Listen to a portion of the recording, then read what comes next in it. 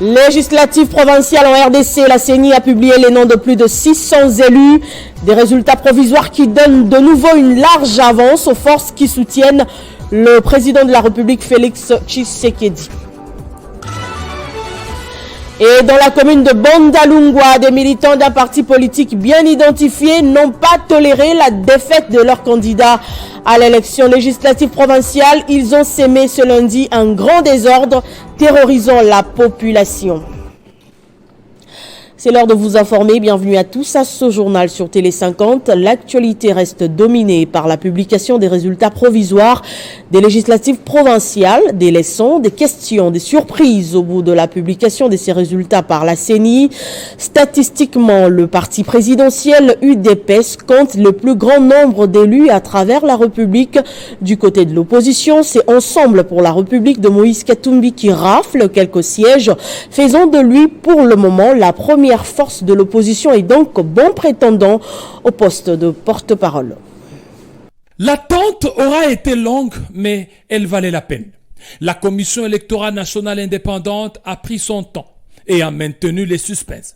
Mais au bout du bout, le bon gré a été séparé des livrets. En dépit des irrégularités décriées ça et là quant à l'organisation des élections. Les législatives provinciales nous ont réservé des questions, des leçons et des surprises. Plus qu'une question simple, c'est un motif d'inquiétude. L'opposition et son cortège de leaders n'a glané que très peu de sièges dans différentes provinces, avec en tête le parti politique Ensemble de Moïse Katumbi Tchapoué. Des leçons et des surprises, c'est la victoire écrasante dans le Maniema de Salomon Idi Kalonda, le meilleur élu de la province, avec plus de 20 000 voix. Ça n'a pas été facile pour les conseillers de Moïse Katumbi Tchapoué, incarcérés injustement. Quand on sait que la Commission électorale nationale indépendante a avancé un chiffre de 17 millions de suffrages valablement exprimés au niveau national avec un taux de seuil légal des représentativités de 3% dans chaque province. Il a été élu député provincial à la circonscription électorale de Kindu. Et d'ailleurs, je tiens à préciser que c'est lui le meilleur élu. Mais Salomon Kalonda a osé. Il a fait preuve de confiance que la population du Maniema lui a témoigné. Un prisonnier innocent, élu meilleur de la province. Cette victoire méritée est une preuve éloquente de remerciement de la population de Kindu à ce digne fils pour les différents projets de développement initiés par lui. Salomon Kalonda mérite le respect de toute la province. Le libérer serait une œuvre utile, estime le notable de la province du Maniema. Je l'annonçais au sommaire, des casses et bagarres rangées ont été signalés ce lundi dans la commune de Bandalungwa. Des militants d'un parti politique bien identifié n'ont pas toléré la défaite de leur candidat à l'élection législative provinciale et ont sémé un grand désordre terrorisant la population. Récit des faits avec Christopher Ochokum. La matinée a été très mouvementée à Bandalungwa ce lundi. L'élection, visiblement très serrée, du représentant de cette commune à l'Assemblée provinciale de Kinshasa en a été la cause. Les militants, attribués au regroupement politique ACP du gouverneur déchu de la ville de Kinshasa, Gentilin Gobila, n'admettent pas qu'Elevim Pai, son neveu, ne soit pas proclamé député provincial pour le compte de Bandal. Ils ont troublé pendant des longues minutes la circulation et se sont violemment attaqués à des paisibles citoyens ce matin, parmi lesquels des commerçantes inoffensives. Un comportement incivique remarquable déjà depuis l'année passée pendant la campagne électorale où le camp Elevim Pai, puisque c'est de lui qu'il s'agit, fort de sa popularité, voulait imposer son nom par les muscles en attaquant les défilés et meetings de ses adversaires. Le mentor de ce dernier, le gouverneur et candidat à Funa, invalidé par la CENI à cause des faits quasiment similaires, avait également bénéficié des actes de colère de la part de ses militants à ma campagne. Il n'y a pas eu pour l'heure une réaction officielle de la part de la municipalité ou du camp lésé par les attaques de ses militants.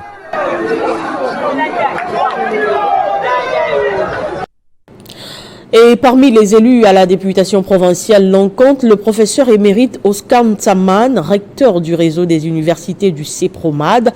Élu parmi les 6 députés de la circonscription d'Idiofa dans le Kwilu, Oscar Ntsaman Olutu exprime sa gratitude à la population d'Idiofa, au chef de l'État et au professeur Modeste Bahati Lukwebo, président de son regroupement politique, la FDCA.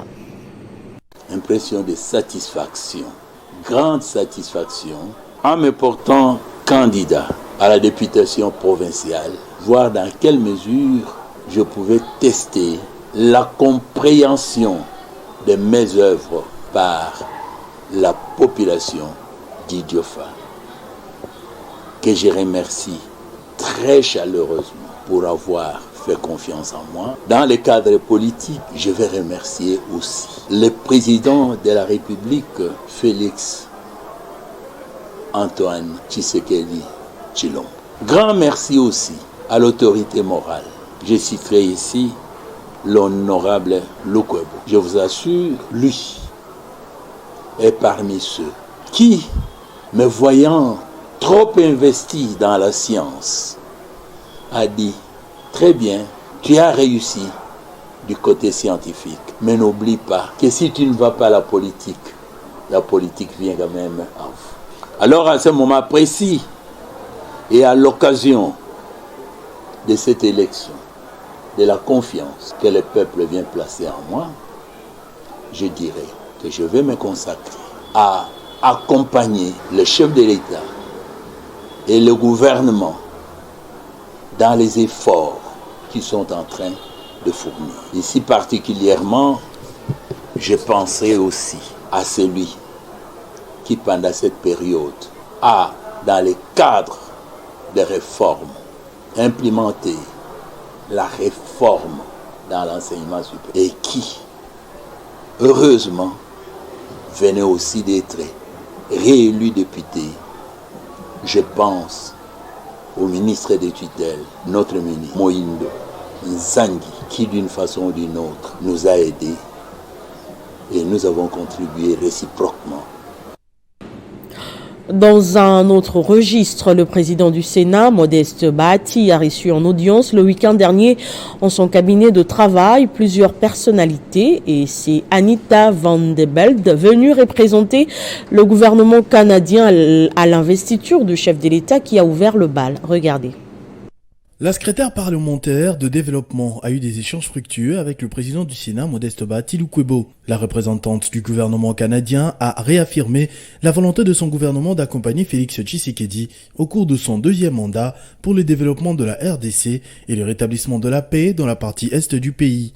Modeste Bahati Lukwebo a vanté la volonté du président réélu de faire décoller la RDC en s'appuyant notamment sur la diversification de l'économie nationale. C'est important pour le peuple congolais et le gouvernement congolais de savoir que le Canada est toujours à côté du Congo et nous sommes là pour le développement, pour les relations commerciales, pour la démocratie, les droits humains, les droits des femmes.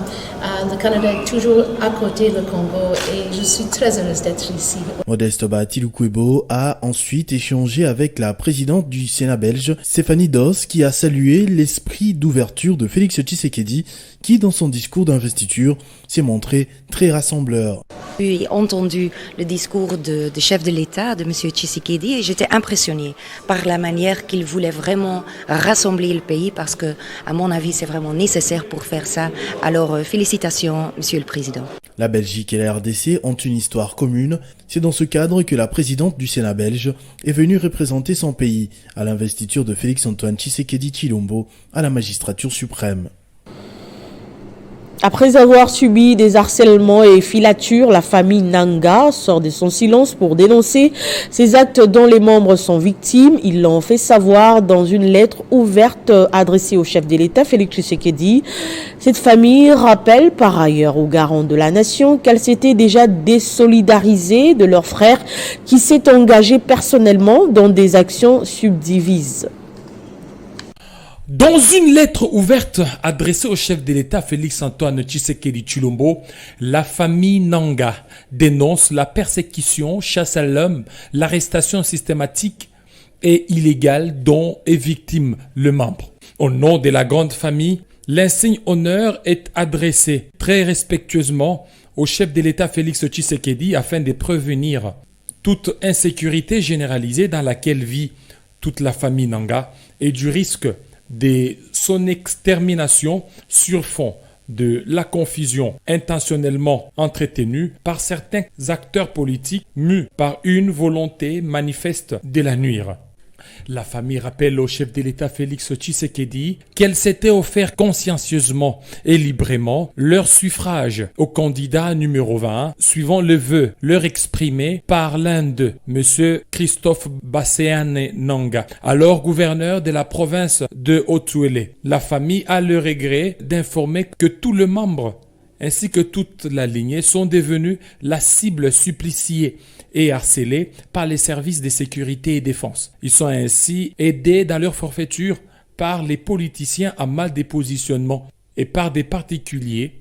La famille ne s'est pas arrêtée par là, elle a relevé certains actes d'harcèlement dont serait victime le chef des lignées de la famille Nanga. Dans le même ordre d'idées, la propriété privée étant garantie par la Constitution, au nom de quels principes s'interroge la famille, les services de sécurité et défense infligeraient-ils des représailles contre la famille Nanga? C'est ainsi que la famille a pris la responsabilité de rappeler au chef de l'État Félix Tshisekedi que leur frère Corneille Nanga s'est délibérément lancé dans une démarche personnelle qui n'engage nullement la famille. Il est donc inconcevable que la famille soit contrainte de subir une persécution généralisée sur ses membres, leurs familles restreintes et leurs biens personnels. Les activités agricoles du projet d'appui au développement intégré de l'économie rurale évoluent bien. Le coordonnateur national de ce projet du gouvernement financé par l'ABAD a lancé les travaux de cantonnage manuel dans les provinces du Kwilu et du Congo bien avant de donner le go de la récolte de maïs dans le Kwilu. Pour la saison culturelle baie dernière, les unions paysannes du Kwilu, sous l'encadrement technique de l'opérateur agricole Stratégos, recruté par le PROADER, projet d'appui au développement intégré de l'économie rurale, ont tenu promesse en réalisant 410 hectares de maïs sur 410 contractuels et 1230 tonnes de ce produit des grandes consommations sont attendues. Le lancement de la récolte de cette céréale de première nécessité a été donné au site Ndunguluso par le coordonnateur national du PROADER, le docteur Joseph Mwamba Lubemba, en présence du chef de terre du coin Kanda Kabata à Dolin. L'équipe du PROADER a également visité une autre union paysanne à Kimbinga, précisément au site Nkata Mulungu, également en pleine récolte de maïs. Projet oyo ekende sukate ata to kofi na biso. Conscient des difficultés que rencontrent les paysans pour évacuer leurs produits des centres de production vers le centre de commercialisation ou de transformation, le PROADER, par l'entremise de son coordonnateur national, Joseph Mwamba, a procédé à la remise symbolique de matériel de cantonnage manuel à certains comités d'entretien et de réhabilitation clairs des provinces du Kwilu et du Congo, à la grande satisfaction de la population. D'avoir pensé que Sakala aussi peut émerger dans les jours à venir avec les problèmes de redressement des routes, pour que ces routes puissent nous faciliter à faire le transport de la production. Les travaux de traitement de points chauds sur certains axes ont été également lancés dans le but de garder ces pistes rurales en état de praticabilité. C'était l'essentiel de l'actualité. Place au rappel de titres. Législative provinciale en RDC, la CENI a publié les noms de plus de 600 élus. Des résultats provisoires qui donnent de nouveau une large avance aux forces qui soutiennent le président de la République, Félix Tshisekedi. Et dans la commune de Bondalungwa, des militants d'un parti politique bien identifié n'ont pas toléré la défaite de leur candidat à l'élection législative provinciale. Ils ont sémé ce lundi un grand désordre terrorisant la population. Ce journal est complètement terminé. Merci de votre attention soutenue et surtout restez fidèles au programme de Télé 50.